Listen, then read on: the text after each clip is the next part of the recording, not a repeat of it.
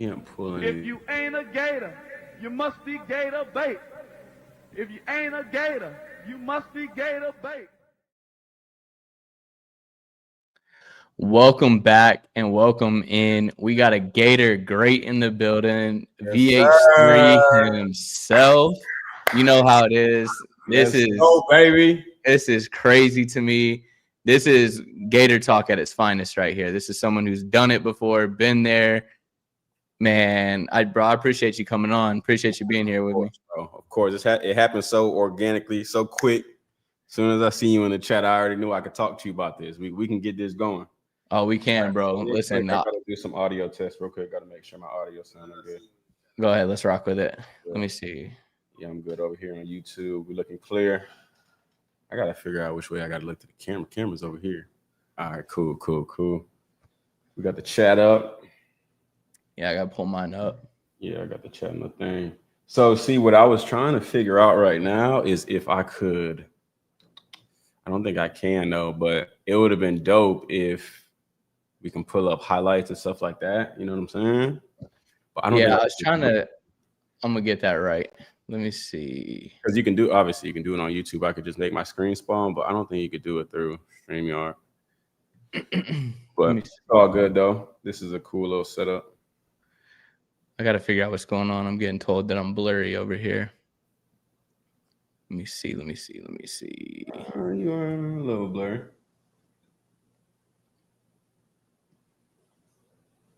All right, cool. I don't know what's going on with that. It's all good. It'll clear up. Yeah, it'll clear itself up. We're gonna be all right. Yeah, we'll just get into the conversation real quick. Let me move you over here. So, all right, here we go, man. All right, bro. My boy. All right. Hey, what's the deal, man? Hey, look, it's our first pre-episode. It's not our first real one. So y'all give us a break.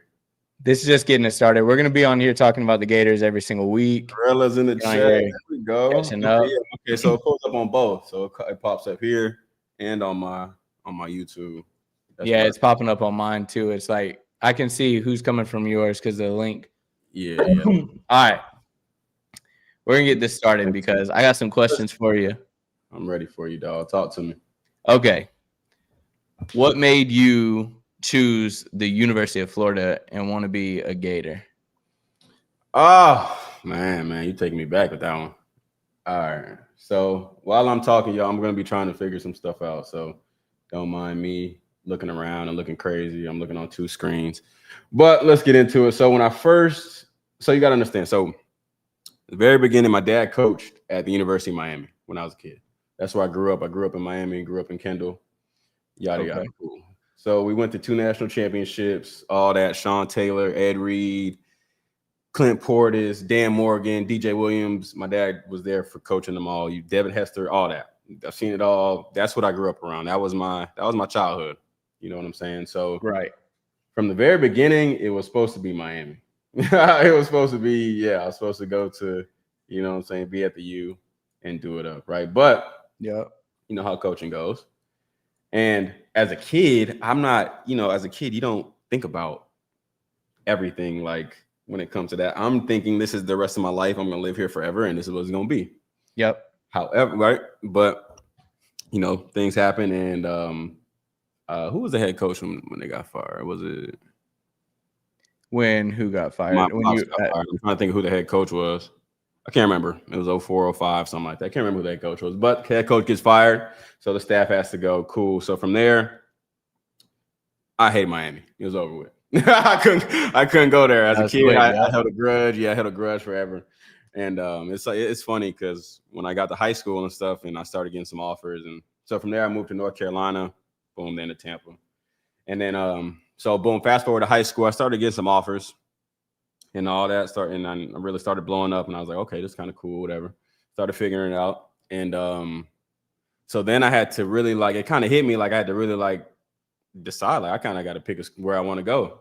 You know what I'm saying? So off rip, I was like, oh no, I'm not going to Miami. Nah, that's it. That's out of pocket. That's out of bounds. I can't do that.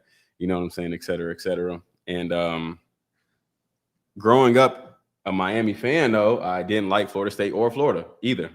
So I'm like, well, they out of bounds. They out too. I'm not, can't go there either, right? Cool. We're in North Carolina, and my sister, she's 3 years older than me, so she's a senior, and we're in Greenville, North Carolina. My dad coaches at East Carolina, and in North Carolina, in that area, you go to UNC or ECU. That's just how it is in Greenville. It's a small college town. Everybody stays home, and that's just what it was. And my sister, she was like, "Look, Mom, I'm going to Florida." And we're like, what? I was like a freshman. And I remember my sister and my mom sitting down, and my mom was like, how are you going to go to Florida? Like, because, paying out of school tuition and all that, this, that, the third, because my sister was smart. So she got into Florida. She didn't necessarily have a scholarship or anything like that, but she did get in. And she said, that's where she wanted to go. And me, still, I'm in 9th grade. I'm thinking about, I'm like, Florida. I'm like, Tim Tebow. I'm like, I don't like Tim Tebow. Like, like, come on, like, nah, come Florida. Like, why Florida? Why don't you go to UNC? Like, what I'm saying, it's closer, et cetera, et cetera. She was hell bent on Florida. I don't know where it came from. I don't know why. I'd never really seen her talk about Florida. Like, whatever. Cool. That's gonna make sense at the end of the story. So I'm getting recruited and I'm going on my visits and all that. And I'm taking my visit. I'm not paying any school in Florida, really any mind. Right, because at this time I done moved back to Tampa. My dad's coaching at USF, so I get the offer from USF and all that, and that's cool and all that. So at the time, none of the Florida teams were really good except Florida. Florida was kind of killing it, really. Florida State, they were getting there. Miami wasn't that good. Miami was kind of trying to climb back up or whatever. So I was all like out of state with it. I wanted to go somewhere else. I took visits to Oregon, Ohio State, USC, Stanford. I was all over the place. And originally, not a lot of people know this because like it wasn't ever official or anything like that, but I wanted to go to USC, Southern Cal. Okay. Nelson Aguilar from Tampa, he was out there and he had me on his visit, and I'm like, yeah, I can go here or whatever. So originally I wanted to go to USC. I'm on my visit and I go back to my hotel room. I'm like, Mom, this is where I want to go. Like this is it. Like my mom was like, hold on, slow down. It was far, you know what I'm saying? Don't commit yet. You can't commit across the country. Yeah. Me, I'm telling her, I'm like, I'm committing here. I don't care what you say. This is what I'm telling her. It's so funny, bro. It's just funny stories with me and my mom. We're going back and forth. And she was like, wait till we get home. Cool. So I get back on the plane and I go back home. This is my first time traveling out west. So on the way there, I'm excited. So I'm not really worried about the flight time and all that. But on the way back, it hit me. I'm like, oh, never. I'm like, no, I cannot fly way out here. Because like I'm a homebody kid. I'm a mama's boy. I want my mom to come see me play. And the first thing she said was like, how am I come see you play? And I'm like, well, that's that, right? Ain't no NIL back then. I'm telling you. So that's that. I'm gonna try to wrap this story up though. So fast forward, my sister's at Florida already, and Coach Muschamp and T-Rob, I call him T-Rob, Tavares Robinson, they're at Florida, and I just fell in love with them, bro. I fell in love with them. They came to recruit me, and it was over with. Fell in love with T-Rob, still love him to this day. I think where's he at right now? Bama? I think he's at Bama right now. Think so, yeah. Or Georgia? No, he's at Georgia. Georgia. The safeties. Yes. I got a question, though, because I Googled this, because I remember you committing to Florida. Mm-hmm. And I remember so this is why I got to ask this. So was your top 5 at that time? What was your top 5 at the time? You tell me. Because I want to see if the ESPN was accurate. I don't even think I released a top 5. Well, I might have tweeted the top 5 or something. I can't remember, bro. I'm going to tell you. They put that your top 5 was UF, Clemson, Miami, which now I know is a lie, Vandy, and Notre Dame. Yeah, I didn't put one out. Okay, so they just put stuff out there. Yeah. So they've just been doing that for the longest. I never put one out. I remember that. Okay. It was my mom. My mom was like, why you got to do that? She was like, you don't have to. She was like, you don't even have to do that. And I was like, I want to do 10 schools. Yeah. So was your commitment when you committed? Did you do a video? Because I don't remember you doing a video. I just remember you tweeting it out. I tweeted it. I just tweeted it. It was okay. I actually committed with one of my best friends, Jordan Sherritt. He went to Hillsborough High School. We were up there together. He didn't commit the same day, but he was sitting right next to me in Muschamp's office. And it was like July 26th, I believe. And it was after a few visits though. It was after like 2 or 3 visits, and met with Coach T-Rob, and it was over with. I just, you know what I'm saying? Yeah. I loved who he was as a coach, and that was it. Took a few visits up there. I think really it was because there was a group of us. It was me, Jordan Sherritt, Nick Washington, the Mob Forward. Those two cats, they were from Jacksonville. And all the same class, we all committed together or whatever. And so when we would go on our visits and go to games, it was us four, you know what I'm saying, running around and making and doing causing ruckus. So I was like, yeah, I can go here. This is it. And that's where it started. But there was no Florida on my mind. I was like, nah, I don't really like the Gators. I didn't really like Tim Tebow. I was like, nah, I'm cool. Like, I'm good on that, But then, however it happens, I go. My sister goes. I go, and then my little sister, she went to Florida as well. She graduated like 4 or 5 years ago. Yeah, so it's crazy. All three of us went, and yeah, man. Yeah, that's how that happened. It's crazy to listen to the backstory because you hear so many different stories, but when you hear from the man, the recruiting stories are so crazy, bro. Everybody has one. Everybody has one. They're so crazy, so crazy, especially before NIL, especially like my classes, because everything was trying to be sneaky, and you have to like. Some guys have some horror stories, some guys have some good stories, but yeah, maybe I should bring some of the guys in here to talk about some recruiting stuff, but. I bet you we can make it happen. Yeah, so it's gonna sound like a little fanboyish, but I'm gonna tell you. No.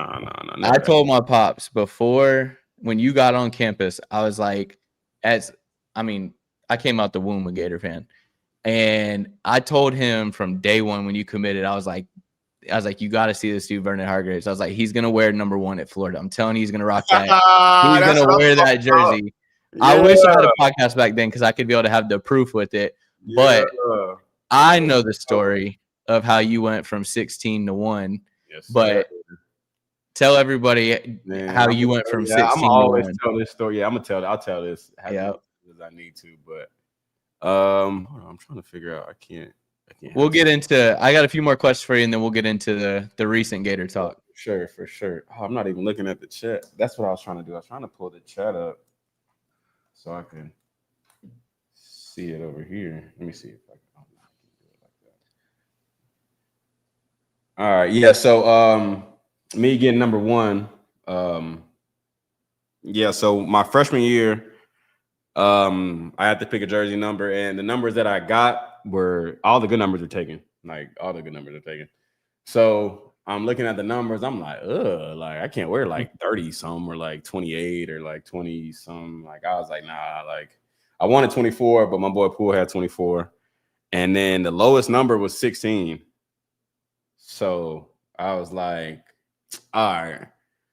And this is why part of why I committed to Florida is because my relationship with my coach, with T-Rob, like I said, I call him T-Rob is my coach, y'all. That's what I'm going to call him. And it's just that relationship, that comfortability that I had with him. So I went up to him and I'm like, look, I'll take 16, but if I get a pick, and now mind you, this is before I've ever even put cleats on to play for the game. This is after I committed, but before a workout, before anything. And I'm like, look, I'll take 16 now, but in the first game, if I get a pick, you have to give me 1. And he was like, all right. He's like, all right, we could do that. He's like, we could do that. Well, he actually said, I got to go talk to Muschamp first. And then boom, right? Well, the original story was I told him I wanted 1, and he told me no. And I was like, what? I was like, why not? And then Muschamp was like, nah, we're not doing that. Like, you definitely can't have 1 as a freshman. Like, that's out. And I'm like, all right, cool. Too much at UF. Yeah, so I'm like, okay. If I get a pick in the first game, you know what I'm saying? You have to give me 1. Now, mind you, I don't even know. I'm just talking right now because I figured this out hindsight after the fact, right? At the time, I'm sitting behind Luchez Purifoy and Marcus Roberson and Jalen Watkins and Cody Riggs. Like, first of all, they're seniors and they're about to get drafted. They're great. They're good players. Luchez and Mark, you know, they're supposed to go in the first round if they didn't, you know what I'm saying, go off the rails at the end of their career, which actually helped me. We can get into that too. That's a good little thing for any young players. But I'm trying to and I don't know. I'm not even aware of this. I'm just naive to the whole process. Like thinking back on him, like, bro, I wasn't starting. Nothing even was in place for me to even come off like that. And now, like, I can see his face and him agreeing to it and him smiling and him smirking at me. And I'm looking like, oh, he must not think that I'm gonna do this. You know what I'm saying? And he's looking, but he's looking like you're not even playing. Like you know what I'm saying? Like you're definitely not getting the one jersey. Yeah, whatever. Yeah, you know what I'm saying. And it's funny. So we get to training camp and stuff, and I'm practicing and I'm playing good, and everything's going good for me and all that. And he's throwing me in there with the ones. So to me, it feels like I'm gonna start and I'm gonna play. Like he didn't like Must Champion. They didn't come up to me and say, "Oh, you're starting." No. They would just rotate. They would just give me in there. They're giving me my reps that I needed. You know what I'm saying? Because they would get me ready to play if I needed to. But looking back on it, they had their guy. Like they had the guy that they want. You know what I'm saying? I was just gonna be backup. Like that's you know what I'm saying. Till my time came. Cool. At the time, I'm just happy-go-lucky. I'm just, hey, we're here. Let's go play. And I'm playing good and all that. And first game comes, and like it didn't really hit me. Like I said, I mean, I'm sure we did like a little depth chart meeting or whatever, show where I was, but like I wasn't starting or whatever. But it didn't really hit me till like we ran out on the field. And like we ran out on the field, and I'm standing on the bench for the kickoff, and then the defense runs on the field, and I'm still standing on the bench. I'm like, what the fuck? I'm like, what the hell? I'm like, oh nah. I'm like, because mind you, like when you're a 5-star recruit type player, but I've never not played like what? Yeah. So that was my first time. I'm like, first of all, I'm like, it's so loud in here. We're playing Toledo. And I'm like, hey, bro, it's so loud and it was so hot. And I'm like, bro, what the hell is going on? And I'm like, I'm on the bench. And I'm like, this is crazy. You want to get in the mix. Like, yeah, and I had to like snap out of him like T-Right. He's like, hey, come stand by me. I was like, oh shit, I put my helmet on. And I was like, I just had like a moment of just like, you know what I'm saying? And then it realized I'm like, I'm not even playing. And everything I'm not gonna get my jersey. I'm like, man. You know what I'm saying? So I had a little moment of realization, like a little moment of like a gut punch. I'm like, damn, I'm not even playing. Whatever. Game goes on. And I think it was probably, second half. I think he T-Rock came out. He's like, you ready to play? He's like, you ready to get in? I'm like, of course. And he put me in there, and then the rest is history. Right? They tried to throw like a little post on me, and I slid it, picked it, and then you could kind of see, you could see it in my celebration. I like pulling it up. You could see it after the play. Like I'm not even talking to my teammates. I'm weaving through my teammates, and I go right to them. And I tell them, I'm just talking. I'm like, yeah, I need that jersey. I need that. You knew it was coming. Yeah. And deserved it. That's it. Yeah. It's just crazy. As soon as you got it, I was like, oh, yeah, I called that. I called that a little bit quicker than I thought was going to happen, just because of like, you don't think that at the time that, because it's that number 1 jersey is just so sought after at UF that to see the people who wore it. I like how they're like this year they had a few seniors step up and they're like, yeah, no, nobody's wearing that. Like that's out.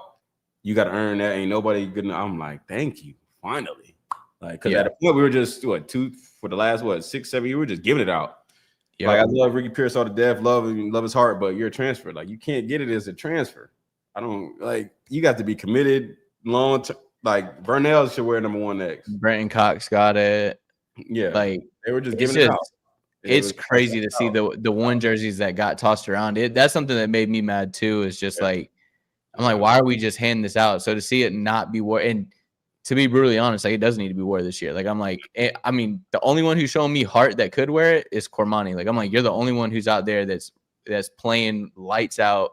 Who I'm like, if he wore it, okay, I get it. He's rocking it. But I got a couple more questions for you, and then we'll dive into the recent Gator talk. It's a 1A, 1B. Yep. I need your favorite moment as a Gator and then your favorite game as a Gator. Because I have a favorite game when you were a Gator, but I want to see what yours is. I think it's the same. I think both of mine are the same thing. Well, all right. My favorite moment was just playing Alabama in the SEC championship. Like that just whole process of getting to the SEC championship. That was fire. That was dope. You know what I'm saying? That was cool. You know what I'm saying? Playing Derek. Oh, was it Derek Henry? At that time, I know that you probably went against Amari Cooper. No, it was Calvin Ridley. I did go against Cooper. It was Calvin Ridley. Yep. It was Derek Henry. Yeah, it had to be Derek. He was in my class. I don't know. They've had so many names. It's insane. Calvin Ridley. Oh, damn. So, yeah, that was dope. And then my favorite play was the Ole Miss play, the Ole Miss pick. That shit was rocking out. That game, that was That was crazy. That was like yeah, that was crazy. That It's was just one of those that was the moments. craziest I've ever heard the Swamp. That was I lit. think it really showed the Lit. defense that Muschamp could put on the field because they came in as the number 1 team into the Swamp. Mm-hmm. They were red hot on offense. Yeah, they were. And I was like, all right, like it's gonna have to go score for score. That was McElwain. That was McElwain. It was McElwain. Jeff Oh Allen. yeah, that's another question I forgot. I'm about to ask that one, but that game was insane. Just watching this number 1 team come in red hot on offense, and I swear they could not move the ball. Could not move the ball. I was like, this is insane. We was on a bumper, but we was good on defense, bro. We was good. We had a lot of good players, bro. All our let me give you a quick little story. So about the guy T-Rob I'm talking about, Tavares. So when we was there, so starting, I could say from 2013 to when I left. Oh, I could say my class. There was 8 guys. My class till the 3 years, because Quincy and T's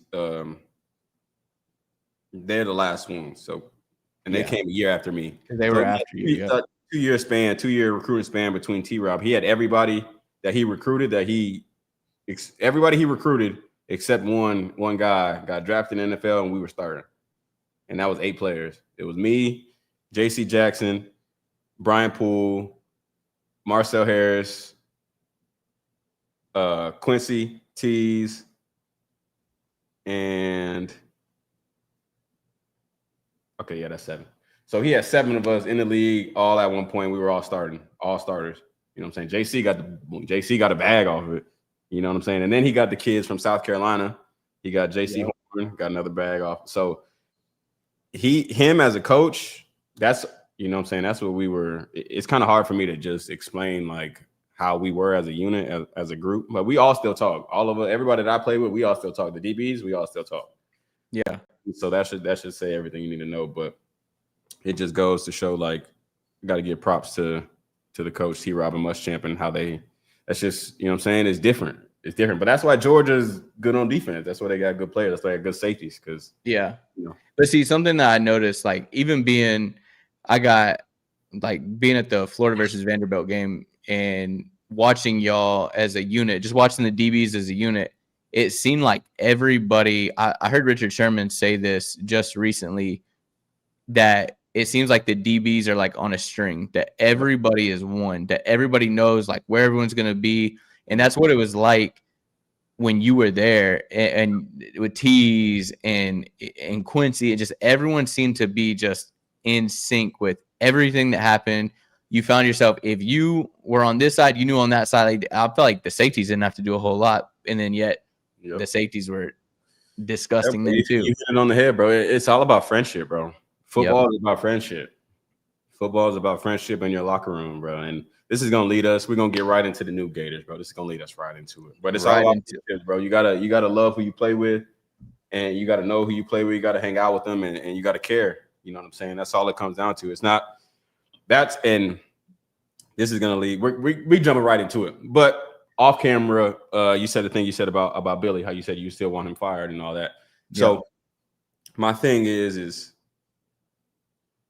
it's deeper than just winning and losing for me, because when I had my Muschamp and T-Rob, we didn't win a lot, and Muschamp got fired, but as a defense, we did not want him to leave. That was the fans saying all that, but inside the locker room, we love this guy. We're not winning, but damn, we gonna try to get it right. One more, you know what I'm saying? So that's the way I'm looking at it for the guys playing now. And you don't play good football. Are we playing winning football? No. Are we playing good football? I think so. I think we're playing good football. We're not playing winning football. 2025 right now. But when it comes down to it, you don't play good football when you're not happy with your coach and you're not liking what's going on in the locker room. You're not liking in the meetings. You'll start to look like Florida State last year. Like they were clocked out. Yeah. After that Georgia Tech loss, they were clocked out. They ain't even want to. And I say that to say we could have easily done that. Easily. We could have went to LSU and lost by 40. Like, playing at LSU at nighttime is a bare. That is not fun. That is not fun. I did not. It's crazy. It's a crazy atmosphere. It's hard to win. And the guys, they went in there and they played hard. Yep. Yeah, we had some. Yeah. No, we didn't play fucking good, but they played hard. They cared. It wasn't, no, we're not gonna lay down, and I don't care what's gonna happen on offense. This is what it is. You know what I'm saying? So that's how I'm looking at our team now. You know, it's like, yeah, we're 1-3. Yeah, our coach is 20-22. But I just don't feel like the guys are like, yeah, get him out of here. Nah, we hate him, man. You know what I'm saying? Right. I don't see that either. Right. But I'm gonna give you the fan side of it. Just because you looking at it both sides, right? And I see what you're saying. And I was in your stream after the LSU game, and you brought up how you have a dad that coached, obviously. So you see your dad, and even with that, like sometimes it wasn't even your dad's fault. Like it's just like a head coach job. So everybody gets it all rains on everyone. So then you have to get up, you have to move, and that's a coach's child, just like a military child, any of that, you move around. But this is why it comes from the fan side of it, and this is where I look at it, right? The players that are in that room right there, right? I know they want to play for that coach. There's a reason they came there to play for Billy Napier. He went and recruited them. He brought them in. But sometimes you just don't get it done. And with the fan side of it, we buy the merch, we buy the tickets, like we show up, and I get it. Like the players are putting blood, sweat, and tears every day into it. But my big thing with it is with being a fan is when we sit there and we get our hopes up every week, and it's like, yeah, well, we're right there. But it's like those players who are fighting for him, especially someone like the real talented ones. For example, with you play, okay, 3 years, like there's a chance, go to the league, you're off, you're in the league, you're on the team there. Yes, you still care about the Gators, but you got your own stuff you're worried about. You're playing there, doing that. Whereas the fans, we look forward to this more than we get to watch it. And so when this is a production we get, this is why it makes everybody so frustrated. Because everybody wants, like, do I want Billy fired? No, I want Billy to win games. It's not, I don't know Billy. I've never met him. 100%, but I want to win ball games. And so it's like, people cut it and don't. 100% on that. And it's the same thing. It's the same thing for us, right? But when I say that, I'm saying it as like specifically talking about us right now. Yeah. Okay, if we get rid of coach, what's it going to look like? Right now, right? We're 1-3. See, we're not going to playoffs. The playoffs is over. Like, that's not it. If we fire him now, I just feel like, and this is not a Billy Napier thing. Like, I want him. It's just he's the coach right now. Firing a coach is not beneficial. I've been on teams where it's happened midseason after. It just don't, like, because now the guys that have been there, I just don't know this dude. I just don't know him. It's just, I'm just playing. I'm playing for me now. Yeah. You know, I just don't know, not necessarily for me, but I'm playing for my team. But I don't know this coach. He's just coming in. Yeah, he's a good guy. He could be great and all that. But, like, he didn't recruit me. I don't necessarily know him. And then eventually he's going to bring in a guy that he wants to play in my position. So, so that's kind of the process people got to think about when you want to talk about firing a coach. Is everybody gets replaced. And it's not like these players suck. No, it's just I want what I recruited. I want what I see to come in. And then you got the guys that are already there. And then everybody wants to transfer out and all that crazy stuff. So I don't know. I just don't know how that's going to work. But specifically going back to right now on whatever the date is today. Can't even say. The 24th of September. I mean, will it do us any good to get rid of him? I don't know. I'm not sure. Again, speaking from a fan's point, the reason that I think that everybody wants him gone, I don't think it's necessarily that we're like, we know that firing him right now, just from a fan point, I guarantee you any fan that's in here right now can agree with me. It's not the fact that we're like, we need him gone right now because we're going to turn this around. We're going to go undefeated and we're going to make it to a national championship this year. That's not the mindset. I think the mindset is that we watched a season last year where it was going downhill and I think the writing was on the wall and Billy kind of went up and erased a little bit of it because he had some good games and that's fine. But I think that we just want it to have that like sigh of relief. They were like, okay. And who knows? I mean, the thing is, in all reality, we don't know who they're going to go hire. Yeah. Go ahead. Yeah. No, I'm with you. I hate to cut you off, but you're making. No, you're good. We got to see something. Yeah. You got to give us something, and I'm with you on that. And it's just, my thing is, it's if you are gonna fire a coach, let's make it after the season. That's the point I'm trying to make. Right. I see what you're saying. So you have a whole off season to ramp up and get what you want going.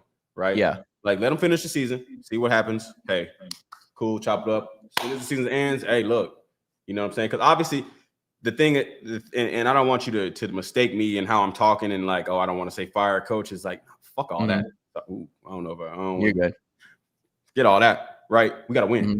We gotta win. It ain't personal. If yeah. you don't win, you gotta go. It ain't, and he knows that. Billy, every coach in America knows that. So depending on how this season comes out, like damn near, you damn near got to go undefeated for you to keep your job. And he know that's not a secret. He knows that. Everybody knows it's not a, you know. So hey, let them do it. Let them roll. Let them out there. See what we can do. Cheer for the Gators. Whatever. After the season, everybody knows what time it is, right? Hey, if you don't win nothing, if you don't got nothing going towards the end of the season, all right, look, we love you, but pack your bags. Look, we gotta get somebody else in here who can win. And that's where I'm with it, right? Versus boning it up right now, and then might lose this player, Everybody, the Gators, you know what I'm saying? So just let them cool it. Let them get through the season. You know what I'm saying? And then we'll go from there. You know what I'm saying? Just for the sake of the Gators. Yeah, and I don't think that it's necessarily like. Just in the history of like being a Florida Gators fan, Ron Zook got fired. People don't know this. He got fired pretty early on in the season, but the administration like worked with him and let him coach the rest of the season. Mm-hmm. Do I think Billy would do that? I don't know. He might, because I think he's a good man. Like I think he's a good guy overall. Yeah. Just from what you hear, and I think that he would do it. Yeah. But I think it lets other coaches know, because I said this on Monday on this live. Mm-hmm. People love to say, well, oh, the Florida job ain't what Ole Miss is now. The Florida job is this, Florida job is that. And I'm like, I don't care what you say, that logo still holds weight. And with that logo holding weight, it's like, hey, I don't want to hear nothing, man. We are talking about the University of Florida. Exactly. And if someone, I said, it's more appealing now. You think that Muschamp wanted to come in and take over Urban Meyer? I could do this all day. I'm loving this. Come on. Yeah, trust me, bro. I get it. Like, what are we talking about? It's more of an appealing job now than it was when Muschamp took it. Because it's like, let's go. Yeah, you got people who I'm like, they want to bring that back.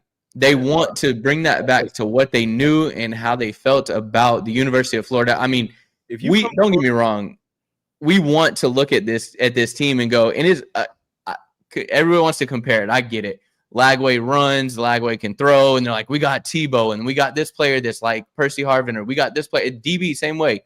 You got DBs. I've been saying it. I see certain DBs, and I'm like, dang, this DB plays like Vern, or this DB plays like Reggie Nelson. And it's like, no, you got to stop. You got to stop comparing everything. You got to stop saying that this university doesn't hold any weight now. Because if you're saying that, you're either a rival and you're just a hater, or you're just speaking nonsense, because a logo it holds weight. You want to know what tells it all?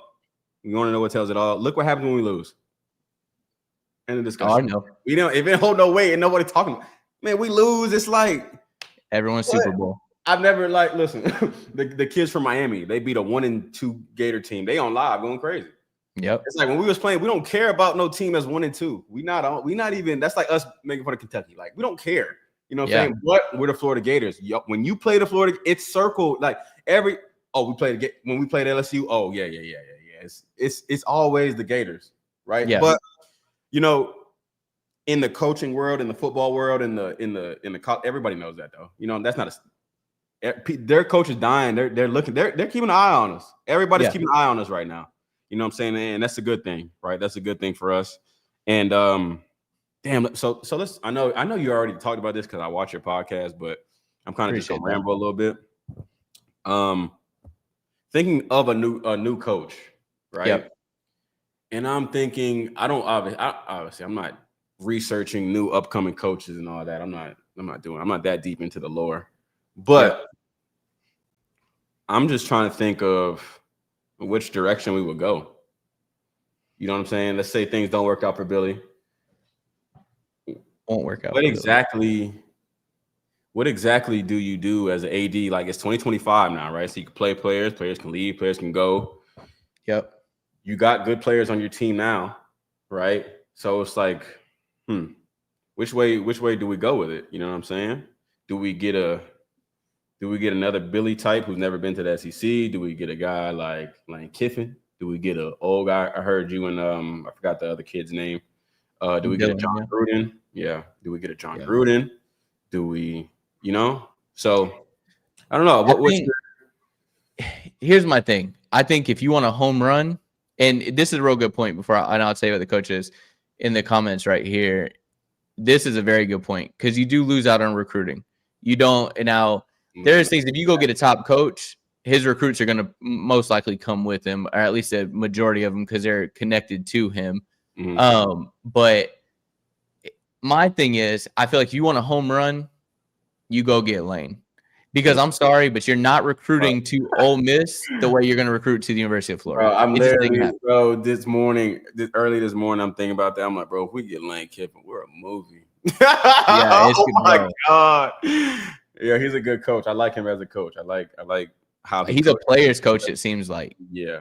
That's what it seems like. And I think that's people who want to play for him. Like, I think that there's a way, and I'm very firm on this, and this is just the way that I feel about it. You were actually D1 5-star, went to the NFL, so you have more of a standpoint of how you feel.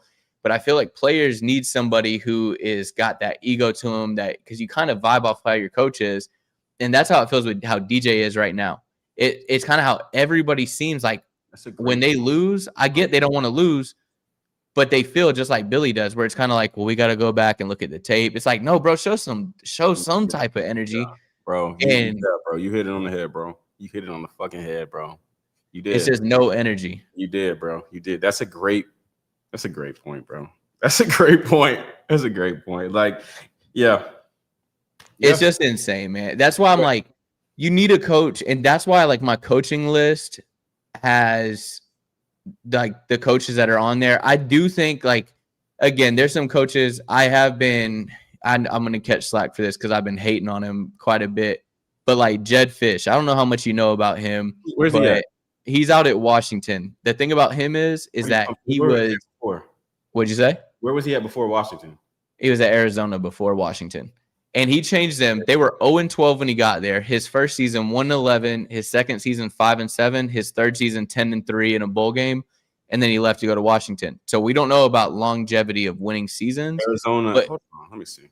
Let me do something. My thing with him, I'll tell you this: he's a Gator alum, so he understands what it's like to be there. He knows what the rivalries mean, and then I had a good point with that too. On top of that, another thing that's really big about this, especially in today's day and age, there's NIL in it.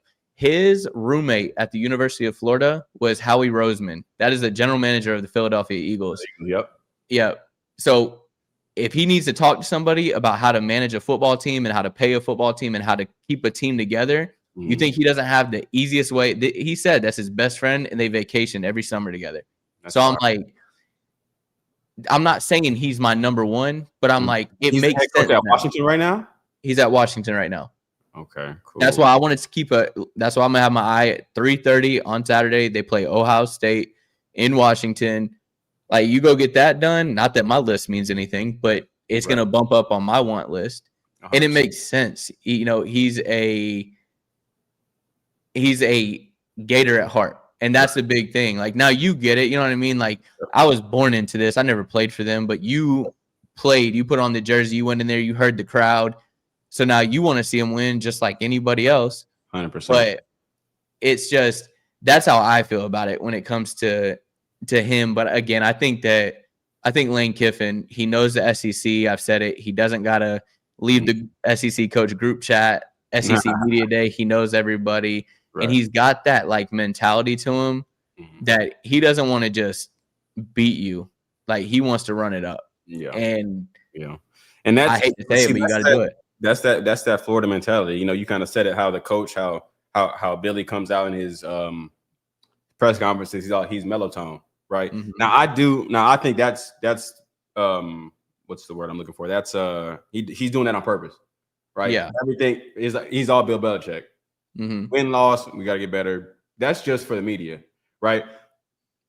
I get that aspect of it, but like you said, on the outside looking in, we do want to see something though. We want to see a little, especially if it's not turning over, right? You can be Bill Belichick in the media if you win, right? But when you're losing, then it's like, oh, you're not even doing nothing, right? So I do get that aspect of it, but it does, and I do see where that can lead over to your team, like kind of how you said it, how your coach kind of doesn't represent your quarterback, but like if Billy goes on there and he lets out a cuss word one time or something, everybody's gonna be like, hold on, wait. Whoa. I said that. Oh shit! Drop the F-bomb. Do something. You gotta do. You gotta. I mean, and I think that's the thing where it's like the most energy I've seen out of him is if we score or whatever. He kind of does a fist pump and you see a little bit of energy, but I'm like, that's it. And I get it, like you said. I know it's the Bill Belichick. I know it's the Nick Saban-esque type mindset, but I'm like, them guys would dig into you, and I'm not at practice. I don't know how he's handling practice, right? And that's why I'm so hesitant to talk about all this, because we're not there. And obviously you don't have to be there like to talk about it. You don't have to, bro. That's the beauty of college football. That's what fans are. That's what college football is. You can talk about whatever the fuck you want to talk about. You don't have to be there, but you know what I'm saying? That's why I'm hesitant, and that's why I have the approach that I do. It's because you just don't know. You just don't know how it goes. He could be cussing him. He could be dogging him. Right. I've been up there a few times, but not enough to not that I would tell everybody what's going on. But not that I haven't been up there enough to see. You know what I'm saying? What's really really going on. But yeah, I mean, so because it's hard. Because see, like I look at a coach like Muschamp. Muschamp didn't obviously cut it at Florida, but there was passion there. Like you've seen the clips of him smacking the whiteboard. You've seen him hollering, like, Lord, bro. It's crazy because it's like you look at that, but you respect it, right? Or like with the John Gruden pick, right? I like John Gruden because John Gruden's just a football guy, and that's what he is. He's a football guy, and he just wants to know the ins and outs of everything. And he's a player's guy too. Like you see him, I watch his videos, right? And I get it. Like there's allegations about him, all that. I understand. But this man goes to Georgia's campus. He goes to the Jacksonville Jaguars facility. Like you see him going all over, and every time any player sees him, they're so hyped to see him. And I'm like, he's going to be able to recruit. Do I think the University of Florida will do it? No.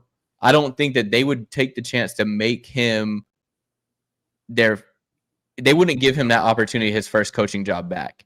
But I'm like, it makes sense. Again, though, for me, and everybody has their number one. My number one is Lane. Like, that's it. I think he's got that Spurrier mindset. I think he's got that egotistical mindset. And you look at national championships that have been won at the University of Florida, the main thing that all of them have is they have a high-powered offense. It's just like, that, and then good DBs. Is DBU. We've been missing that since I was there. We've been missing that offense since I was there, bro. Yep. You know what I'm saying? To be honest, we've been missing DBs in a sense. I mean, outside of like the year with Chauncey Gardner and those guys, like they played. They had a great defense, but man, it's just like I get it. There's teams that have their identity, and I think it's just it's in their genetics of that team of like that's how they look. Alabama's always going to have a tough-nosed running back. Always. Like that's just I don't think it matters who coaches there. They're going to have that. They're going to have some good receivers, like stud receivers, but and that's always all the way back with like Bama with not Theatric Face and Tyrone Prothro. But like with Florida, you got a quarterback who can air it out, put the ball in the air. You may not have the top receivers. Let's get into our roster this year. Let's do it. Let's go. So I'm just going to refer to the Miami game, right? Well, really Miami and LSU, right? So I got to start off with this, right? And this is why I just know the potential, but potential don't mean nothing. So you can't use that word. You might as well throw that word away, right? But first, right now, offensively, we don't have a guy that can take the top off. We don't have a guy that can You know what I'm saying? That can go and go run. Now, Dallas Wilson is supposed to be our guy, right? Obviously, he got the broken foot he's coming back from. But other than that, we don't have any 6'3", 6'4" guy that can go take the top off, that can threaten the defense deep, that can open up all the things underneath that DJ, that he's really comfortable, that he's really good at, right?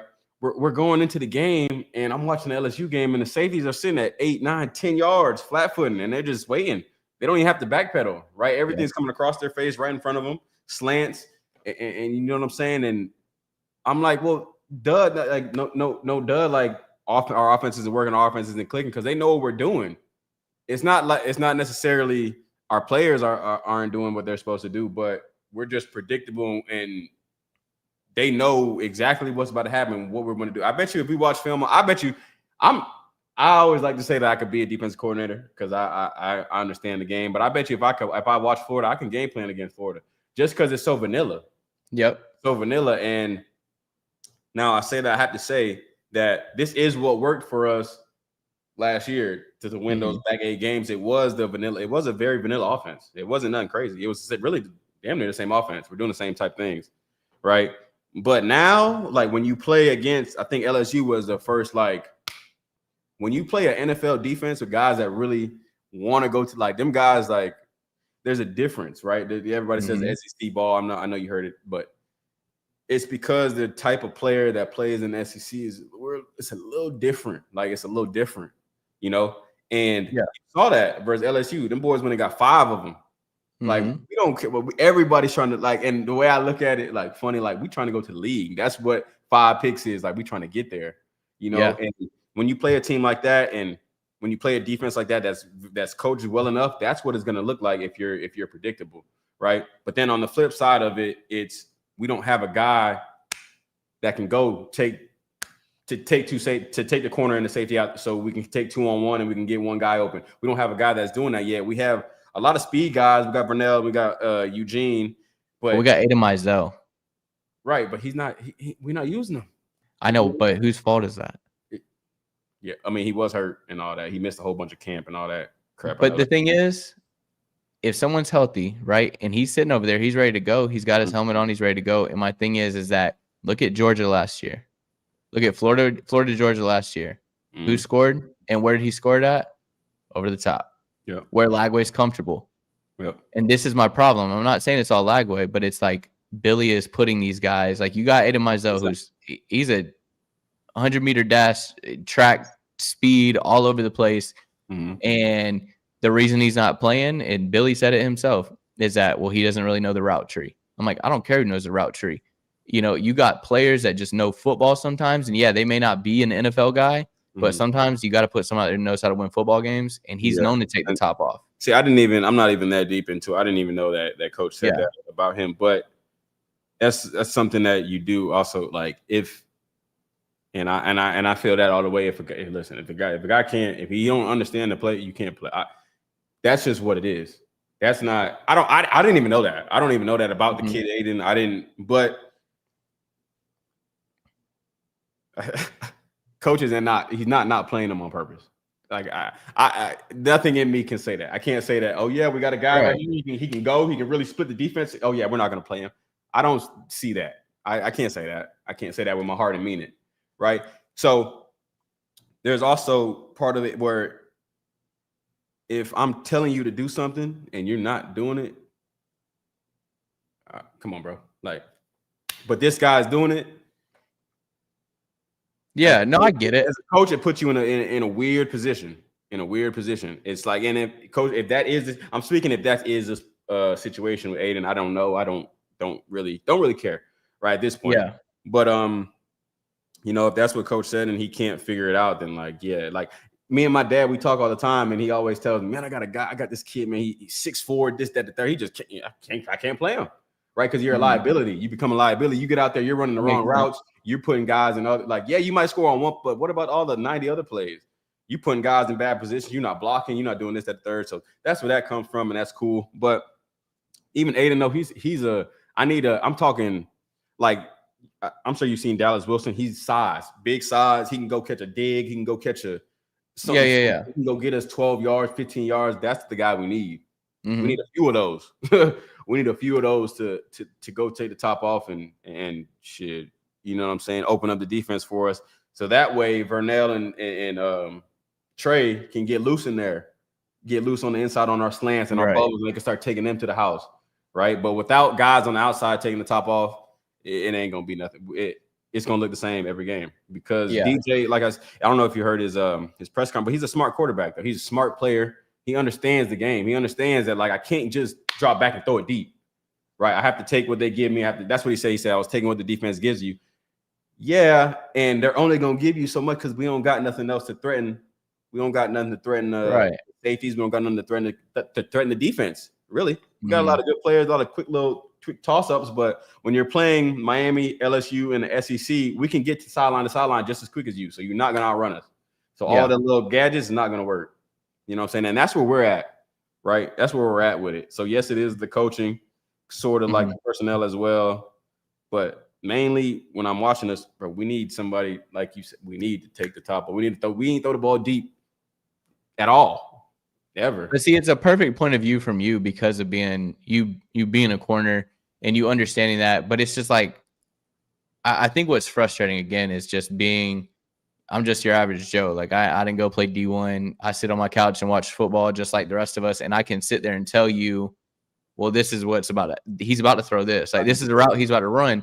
But see, I'm real deep into this, just so you know. Like I'm a head case when it comes to the Gators. I can hear it. But when J. Michael transferred from UCLA to Florida, right? Mm-hmm. There was projections of him going in the second round in the NFL, and he's like, no, like I'm going to try my best to get to the first. Mm-hmm. He sees Ricky Pearsall gets picked in the first, so I think he sees, okay, I got room to push myself into the first round.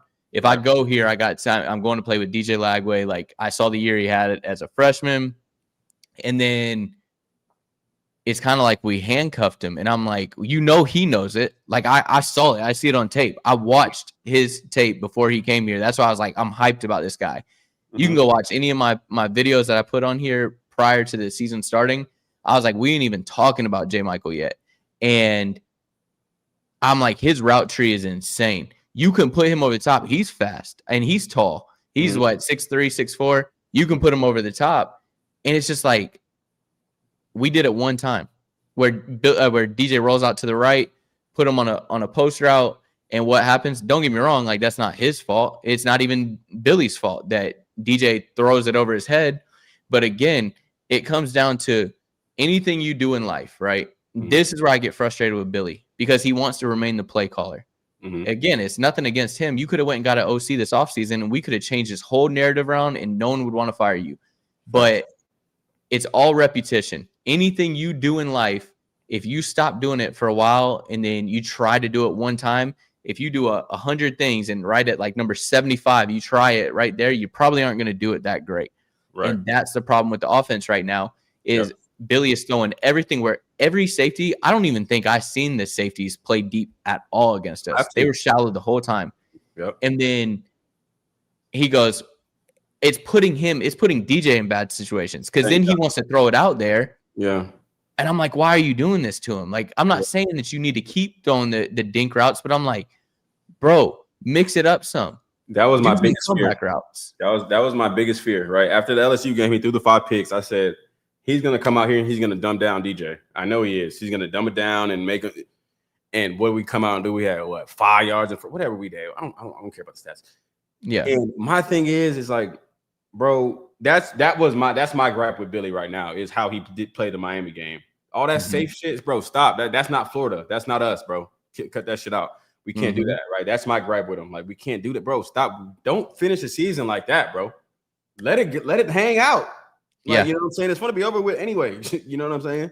Right? He said, "Scared money don't make money." Before he got here. Yeah, it ain't no. It's not a secret. This is not no like. You know what I'm saying? You didn't win. The cake's baked already. The cake is baked. The cake is baked. My thing is, let's not pile on. Let's cheer for now. Until the offseason. That's my whole thing with it with Billy. Like, let's just cheer him on. Let's just try to keep some morale going. Because, as I said, I'm talking to y'all from a player's point. We see all that shit too. We see all the shit you post. We see it. We're scrolling. We see everything. All the Florida Gator Network pages, the fan pages, the meme pages. we see it all. So it's just like, why? You don't got to shit. You know what I'm saying? Just post something else. But whatever. Back to my point. It's just DJ. You recruited DJ because he threw a fucking 1,000 touchdowns in high school, and he let him throw the ball. Let him throw it. You giving him routes and you giving him play combinations that he don't.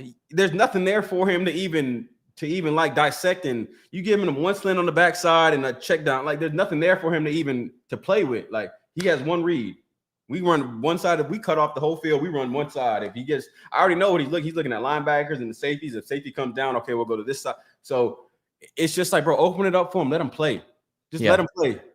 Fuck the 5 picks. Who cares? He's a quarterback. He is a gunslinging quarterback. He is like Peyton Manning, Tom Brady type. You don't put those guys in a shell because they throw 3 picks. No, let them go. Let them open it up. Like kind of to what you're pointing. And that was my gripe, right? He's throwing slants and crossing routes and little, bro, we're not, what is this? Are we JV? Like, bro, like, come on, pick it up. Pick up the offense, pick up the tempo, pick up the speed, right? We got to get everything going, right? And I say all that, and bro, both games, LSU, Miami, we're in the game in the fourth quarter with 8 minutes. We're in the game. We're doing all the little bullshit. We're playing JV offense. We're in the game. So, but see, and you tell me if I'm wrong here, but I just coming from a defensive side, right? You playing corner, right?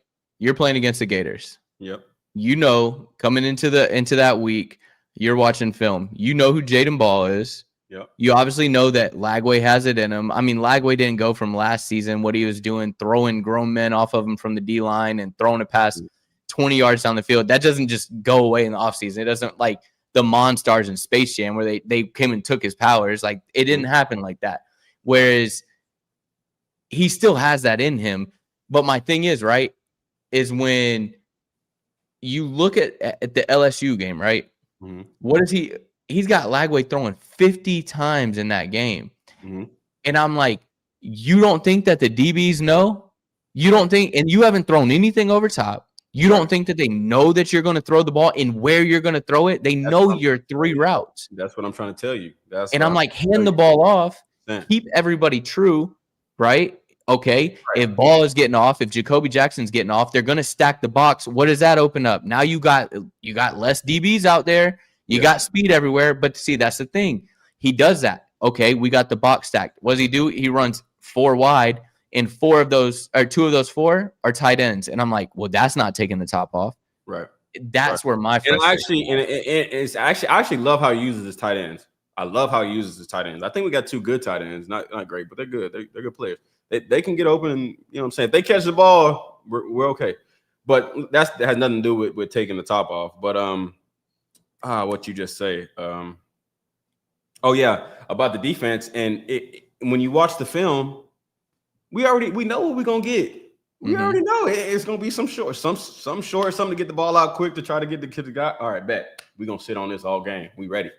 We know what's about to happen, right? So, and I think that that was my point. I think he switched the game plans up. He should have did once Lagway threw like that pick 6. He should have did exactly what he did to Miami. He should have did that the rest of the game. Right? Don't have him throw 50. He already threw 3. Okay, now you set him down. Hand that bitch off to 13. Yeah, and 24. Right? And then the Miami game, he should have threw it 50 times. Throw it. But he did it. Get it out there. Let it ride. You know what I'm saying? So, but that's where my thing is, right? Is just looking at this team as a whole. And I've used this comparison so many times, right? Where I feel like you got a chessboard in front of you. Billy's got the chessboard right there, and he's got all the pieces, everything he needs, and he's trying to play checkers. He has no idea, and that's the problem. Like you just said it a little bit ago, the SEC is different. In all reality, like the Big Ten's good too, but everyone knows, like they've said it, like Derrick Henry said it. You've heard it in the interviews. He was like, bro, the closest I've come to playing NFL play was playing in the SEC. Them guys are just as big. They're just as fast. Come on. Now.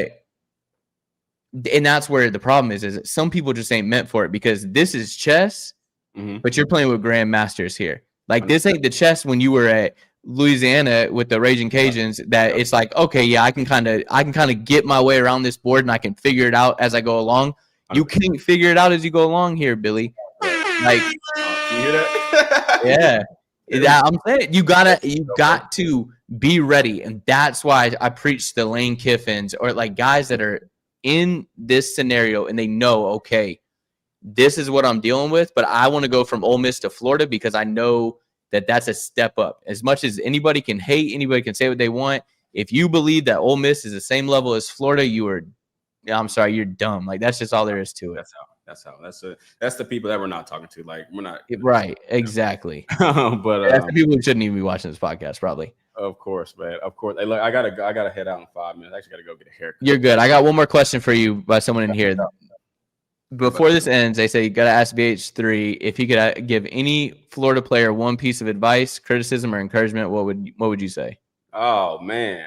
So if I can give one player some advice, man, who would I talk to? I would have to say I gotta go Lagway. I would definitely talk to him and just tell him, and I would remind him like how much Florida or he means to Florida. Yeah.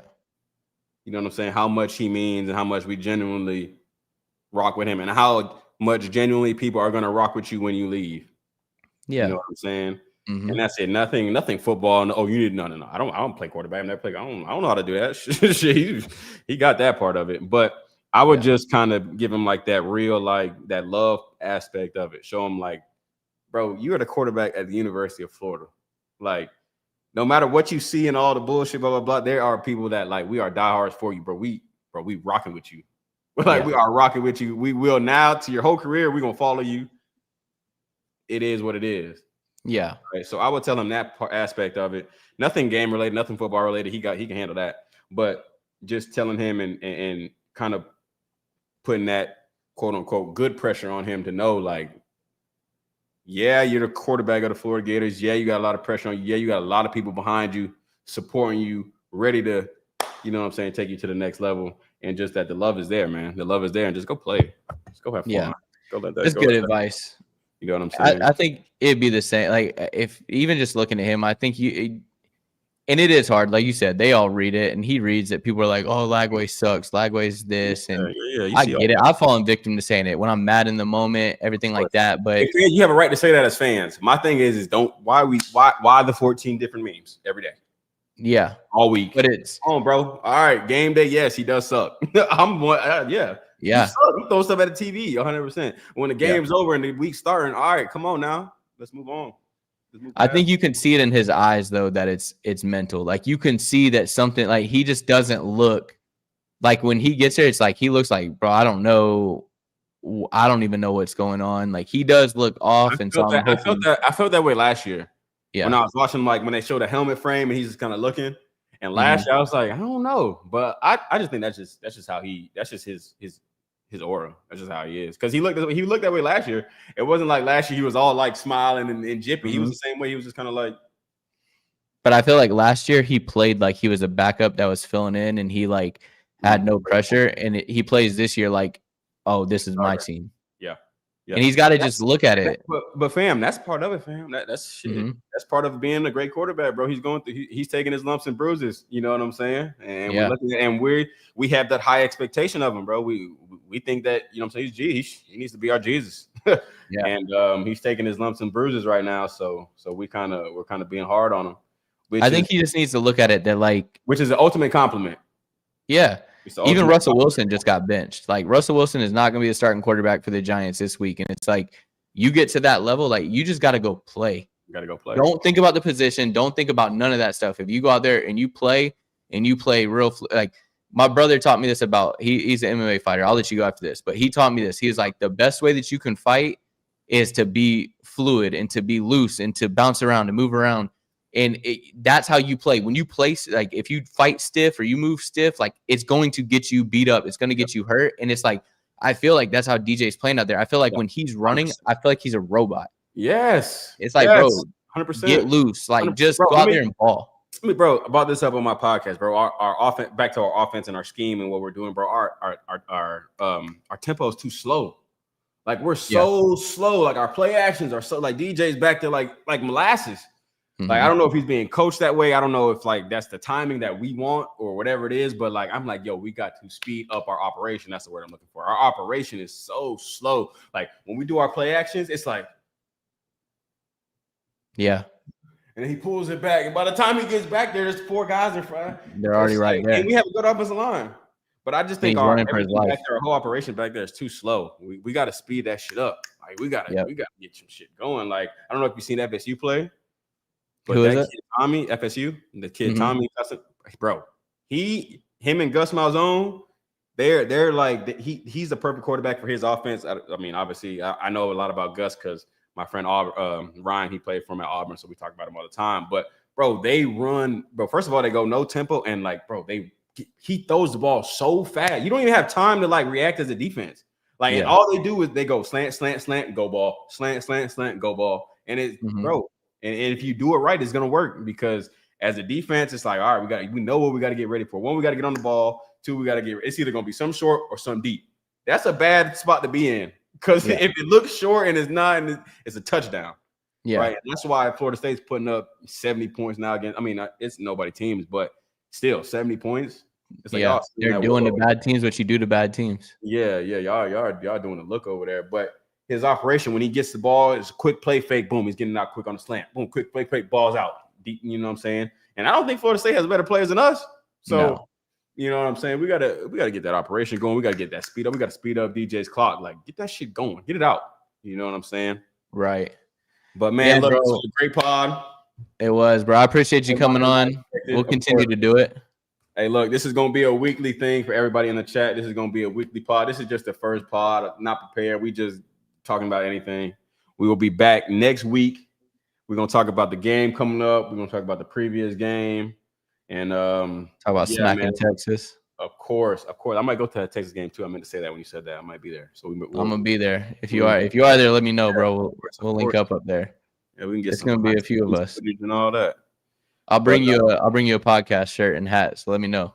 Oh, for sure. I gotta order one. You got the link. Where's the link at? It's in the bio. It's right here in the bottom, right here. All y'all can go there. It's www.ifyouaintagator.myshopify.com. Yeah, y'all go check out my boy, man. Y'all go get them together.